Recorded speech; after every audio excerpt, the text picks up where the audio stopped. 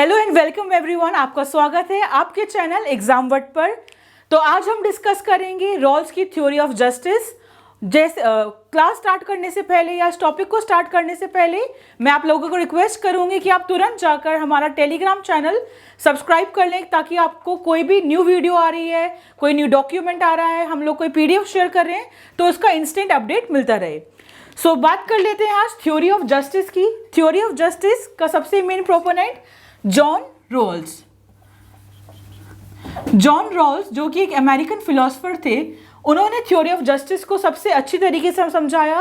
और आप एग्जाम में भी देखेंगे कि रॉल्स से रिलेटेड क्वेश्चंस आते हैं कि उनकी थ्योरी ऑफ जस्टिस क्या थी, उसके प्रिंसिपल्स क्या थे। तो आज की इस वीडियो में हम उनके प्रिंसिपल्स कवर करेंगे और कैसे रॉल्स थ्योरी ऑफ जस्टिस को समझा रहे हैं। सबसे पहले थ्योरी ऑफ जस्टिस को उन्होंने समझाया अपनी सबसे फेमस किताब अ थ्योरी ऑफ जस्टिस में। अ थ्योरी ऑफ जस्टिस जो पब्लिश की गई 1971 में। इस बुक में जॉन रॉल्स ने थ्योरी को, अपनी जस्टिस की थ्योरी को एक्सप्लेन किया और बताया कि किस तरीके से आप समझ सकते हैं कि जस्टिस है या नहीं है और कौन कौन से उसके मेन फीचर्स हैं। तो उसने सबसे पहले बात करी ओरिजिनल पोजीशन की। तो एग्जाम में आप क्वेश्चन देखेंगे regarding original position and well of ignorance. ये दो टर्म्स ऐसे हैं जो बार बार आपको क्वेश्चन पेपर में दिखेंगे और आपको लगेगा कि क्या है क्या नहीं है, क्योंकि कभी कभार हम कंफ्यूज हो जाते हैं what is wheel of ignorance and what is original position. तो अब चर्चा कर लेते हैं कि वो इन दोनों चीजों को लेके कैसे समझा रहा है व्हाट इज जस्टिस। तो सपोज कीजिए कि हमारे पास यहाँ पे 4 लोग हैं, ABCD, और यहाँ पे एक इमेजिनरी, वो कह रहा है कि इमेजिनरी व्हील ऑफ इग्नोरेंस है। पर्दा, एक पर्दा है क्योंकि उन लोगों को नहीं पता है कि इस तरफ क्या है क्या नहीं। और सपोज इस तरफ, सपोज मान लीजिए एक पीस ऑफ पाई या पीस ऑफ केक है और आपको नहीं पता कि आपके पास कौन सा पीस आएगा।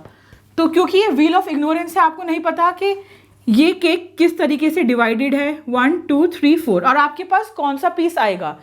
इन जनरली अगर आपके सामने केक पड़ा हो या कोई भी चीज़ हो तो आप क्या चाहेंगे कि सबसे बड़ा हिस्सा आपके पास आए। बट आपको पता है कि व्हील ऑफ इग्नोरेंस है और आपको कहा जा रहा है एक नंबर गेस करो। फॉर इंस्टेंस आपने गेस कर लिया 4, आपने 2, 3 या 1, तो आपको वही पीस मिलेगा। और जैसे ही आपको लगेगा कि आपको तो सबसे छोटा टुकड़ा मिल गया, तो ऐसे में आप कैसे डिस्ट्रीब्यूट करेंगे कि आपको नुकसान ना हो। तो आप क्या चाहेंगे कि जो भी चीज़ सामने हो वो इक्वली डिस्ट्रीब्यूटेड हो। क्यों इक्वली डिस्ट्रीब्यूटेड हो? आप चाहेंगे जो केक है ये इक्वली डिस्ट्रीब्यूटेड हो ताकि आपको कोई भी लॉस ना हो। तो यही आइडिया दिया किसने? जॉन रॉल्स ने। तो इस वाली पोजीशन को वो क्या बोल रहा है, जहां पे आप व्हील ऑफ इग्नोरेंस के पीछे हैं, एक पर्दे के पीछे हैं, जहां पे आपको सच्चाई नहीं पता कि इस तरफ क्या है। This is your original position. तो वो बोल रहा है कि एक इंसान अपनी ओरिजिनल पोजीशन में क्या चाहेगा? Equality with a sense of justice. तो जस्टिस, जो न्याय की हम लोग बात करते हैं, वो हम सब में एक सेंस उसका हमेशा से मौजूद है। तो अगर हमारे को पता ना हो कि हमारे सामने क्या है, हम हमेशा डिस्ट्रीब्यूशन ऑन इक्वल ग्राउंड्स करना चाहेंगे, because we promote justice inherently. हम अंदर से जस्टिस प्रमोट करना चाहते हैं। इसके चलते हुए वो 3 मेजर फीचर्स देता है। अब क्योंकि हमारी सोसाइटी, उसे पता है कि अनइक्वल है, तो उसमें हम जस्टिस कैसे इस्टेब्लिश करें, कैसे हम लोगों को जस्टिस डिलीवर करें। So 3 principles in correct order. Number 1, equality of liberty. जब तक आप फ्री नहीं हैं, liberty in the sense free, जब तक आप फ्री नहीं हैं किस चीज़ के लिए? किसी भी चीज़ को एक्वायर करने के लिए, किसी भी चीज़ को अवेल करने के लिए, चाहे वो सर्विसेज हो, चाहे वो कोई अपॉर्चुनिटी हो, तो आपको फ्रीडम मिलना बहुत ज़रूरी है कि इस सोसाइटी में हर कोई इक्वली फ्री है कोई भी अपॉर्चुनिटी, किसी भी प्लेटफॉर्म को यूज़ करने के लिए। फॉर एग्जांपल आप सभी इक्वली सोसाइटी में फ्री हैं किसी भी यूनिवर्सिटी का फॉर्म डालने के लिए। देन इक्वालिटी ऑफ अपॉर्चुनिटी, आपको हर अपॉर्चुनिटी इक्वली मिलनी चाहिए। अगर स्टेट ये बोल दे कि सिर्फ 2 ही स्टेट के लोग, फॉर एग्जांपल दिल्ली और बिहार के लोगों को अलाउ करें कि आप इस यूनिवर्सिटी में फॉर्म डाल सकते हैं, बाकी लोग फॉर्म नहीं डाल सकते, तो क्या हुआ, आपको अपॉर्चुनिटी से दूर रख दिया गया, आपको अपॉर्चुनिटी से वंचित रख दिया गया।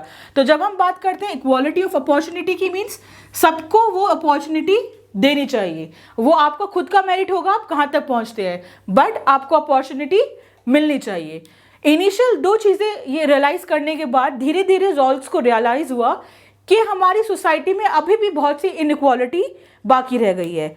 उसको करेक्ट करने के लिए वो अपना थर्ड इम्पॉर्टेंट प्रिंसिपल बाद में ऐड करता है, जिसका नाम उसने दिया डिफरेंस प्रिंसिपल। ये बहुत इंपॉर्टेंट प्रिंसिपल है, इसको आप इंडियन कॉन्टेक्स्ट में भी इम्प्लाई कर सकते हैं कि हमेशा बाय बर्थ लोग इक्वल नहीं है। फॉर एग्जाम्पल इंडिया में कास्ट, या आप वेस्टर्न कंट्रीज में देखिए रेस, ये 2 ऐसे फैक्टर्स हैं जिसकी वजह से लोग सफ़र किए और उनका जो स्टार्टिंग पॉइंट था वो हमेशा दूर रहा। For example if this is your starting line, कुछ लोगों ने यहाँ से स्टार्ट किया, बट जो लोग कास्ट या रेस से सफ़र कर रहे थे उनकी स्टार्टिंग लाइन ये है। तो हम ये जो गैप है इनको स्टार्टिंग पॉइंट तक कैसे लाएंगे, तो इसके लिए रॉल्स ने दिया डिफरेंस प्रिंसिपल, कि हमें आइडेंटिफाई करना पड़ेगा कि एक सोसाइटी में भी जो स्टार्टिंग पॉइंट है वो भी सबके लिए इक्वल नहीं है, लोगों के लिए डिफरेंस है, इस चीज़ में भी बहुत डिफरेंस है। और इस डिफरेंस को ब्रिज करने के लिए, इस गैप को ब्रिज करने के लिए, इन लोगों को भी आगे लाने के लिए वो क्या प्रिंसिपल दे रहा है, with the help of affirmative actions. Affirmative actions का दूसरा नाम रिजर्वेशंस। तो रिजर्वेशन या अफर्मेटिव एक्शन यूज करके हम इस गैप को ब्रिज करके इन सबको एक इक्वल पॉइंट पे ला सकते हैं जहां पे उनका स्टार्टिंग लाइन सेम होगा, और फिर यहां से वो इक्वली कॉम्पीट कर सकते हैं। So this is how he explains his 3 principles, कैसे वो firstly equality of liberty, equality of opportunity and then difference principle. उसके बाद वो एक लास्ट बात करता है इसी के रिगार्ड में, डिफरेंस प्रिंसिपल में, कि हमें एक देखना होगा चेन ऑफ कनेक्शंस, कि अगर आपके पास एक चेन है तो आप हमेशा क्या करेंगे, उसको बार बार इवेल्युएट करेंगे। इफ आपके पास एक चेन है और आप देखेंगे कि जिसमें से जो सबसे वीक लिंक है, सपोज इस चेन में ये जो लिंक है ये बहुत कमज़ोर है, ये जो लोग हैं इनको एक्स्ट्रा हेल्प चाहिए, तो आप इनको आइडेंटिफाई करेंगे, इनको एक्स्ट्रा सपोर्ट या एक्स्ट्रा हेल्प देंगे, और आप ये जो प्रोसेस है ऑफ चेन कनेक्शन जो है ये आप बार बार चेक करते रहेंगे कि कहाँ कौन सी चेन का लिंक कमज़ोर पड़ रहा है, उसको आप करेक्ट करेंगे।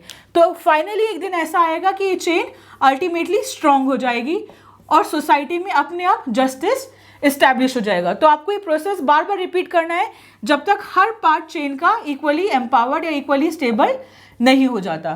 तो this is how justice is implied in the society. तो ये कॉन्सेप्ट था रॉल्स का, थ्योरी ऑफ जस्टिस। इससे बहुत से क्वेश्चन आते हैं। सबसे पहले उसकी बुक का नाम 1971 में जो उसने पब्लिश करी, अ थ्योरी ऑफ जस्टिस, उसके 3 principles, wheel of ignorance, original position and the chain mechanism, the chain connection. इन बातों का ध्यान रखिएगा। आई होप आपको समझ आया हो what is theory of justice. In case आपके पास कोई डाउट हो, आपको कुछ और समझना हो, तो आप कमेंट बॉक्स में जरूर लिख सकते हैं। हम मिलेंगे नई वीडियो में नए टॉपिक के साथ। Till then see you, have a nice day, keep studying, thank you.